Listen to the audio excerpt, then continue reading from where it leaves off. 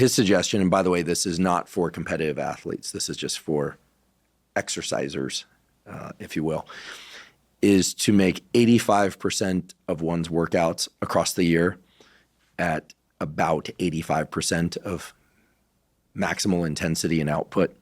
So still constraining the total length of a session to whatever the goal of that session is, whether it's resistance training or cardiovascular training, but to not go all out, to go at 85% of one's kind of subjective understanding of what all out on that day would be, on that day.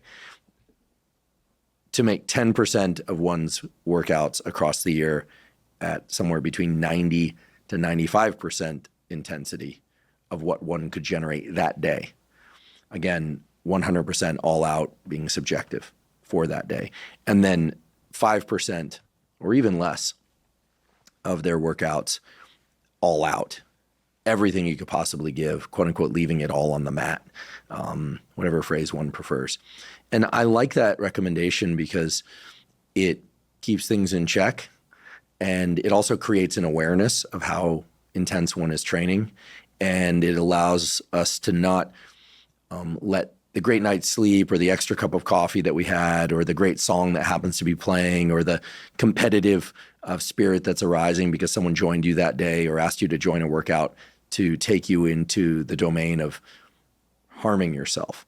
In fact, I can look to the times when I've been injured training, and almost always it's because somebody invited me to join their workout and we got into a little bit of a competitive spirit. And I'm not an ultra competitive person, but you push yourself to 100% on that day. And 2 weeks later, you've got something you're dealing with, or 2 days later, you've got something and you go, God, was that really worth it? And I think unless one is a competitive athlete and that's competition day, it's probably not worth it. Right.